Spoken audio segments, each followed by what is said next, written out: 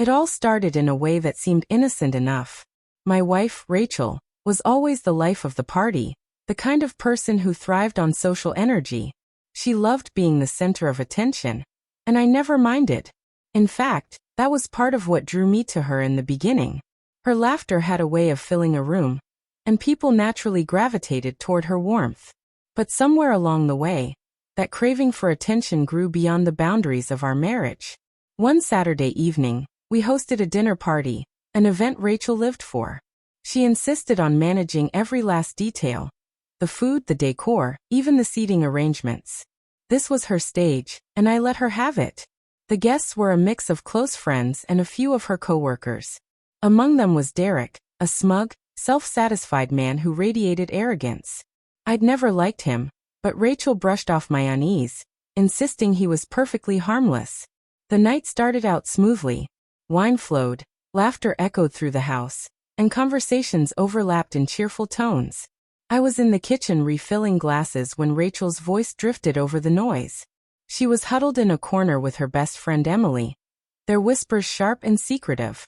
Normally, I wouldn't have paid them much mind, but there was a giddy, almost boastful note in Rachel's tone that froze me in place. "Have you seen Derek? That man is a god. And trust me, Emily, he knows exactly what he's doing," she giggled like a schoolgirl. My chest clenched. For a moment, I thought I must have misheard. But then Emily's stunned gasp confirmed it. "Rachel, are you serious? What about James?" she whispered, disbelief heavy in her voice. Rachel scoffed. "Oh please. James is fine, but he's so dull, so predictable. Derek?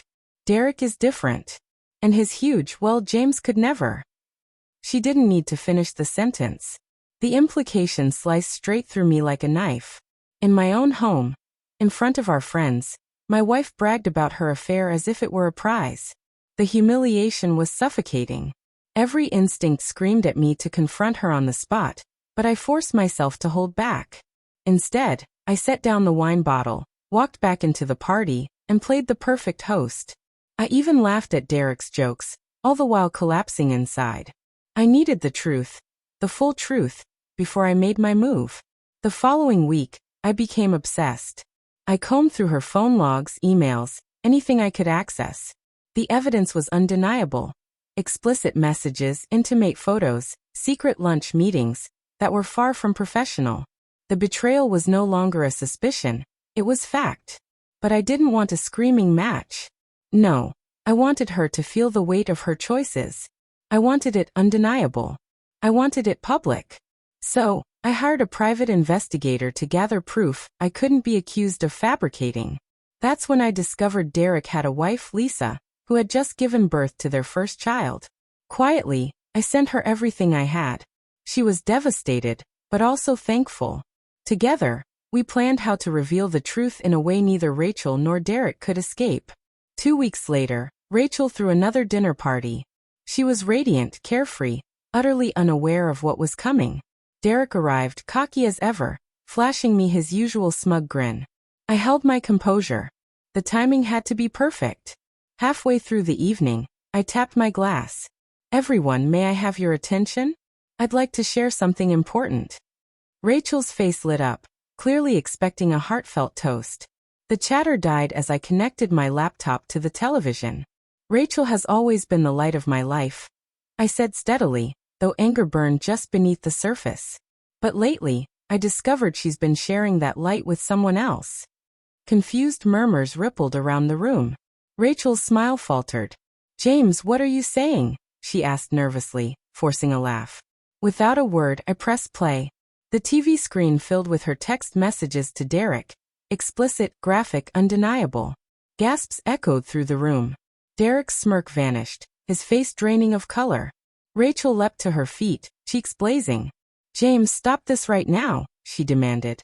I ignored her. The final blow was still coming. Photos appeared. Images from the private investigator, showing Rachel and Derek together at a hotel. Their embrace leaving no doubt. The timestamps were clear. The room erupted in horrified whispers. Emily looked ready to be sick. And then Lisa, Derek's wife, whom I had invited deliberately, stood up. "You disgust me," she spat at Derek. "You lied to me, to our family. And this is what you do with her? She pointed straight at Rachel, who now sobbed uncontrollably. Lisa, wait, let me explain. Derek began, but she cut him off. Explain? You think there's an explanation for this? Her voice was ice. She turned to me. Thank you. You've done me a favor. With that, she stormed out, Derek stumbling after her. Silence fell. All eyes turned to Rachel. Trembling, she whispered, James, please, let's talk about this privately. Privately? I shot back. You bragged about him openly, right here in our home. At a party I helped you host. You didn't care about humiliating me, so now you can face this in front of everyone. She collapsed into a chair, hiding her face in her hands. No one went to her side. The betrayal was too raw. In the days that followed, she tried everything, begging, crying, even blaming me for not being exciting enough. But I was unmoved. I filed for divorce. When it came to dividing assets, I made sure the truth was clear for all to see. Rachel lost her reputation, her friends, and the life we had built together. Derek fared no better. Lisa divorced him, leaving him with nothing, and the scandal destroyed his career. As for me, I'm moving forward. It's not easy, but there's a deep, steady satisfaction in knowing I stood up for myself, that I refused to be treated like a fool. While Rachel and Derek struggle to rebuild their broken lives, I'm creating something better for myself, free of their shadows.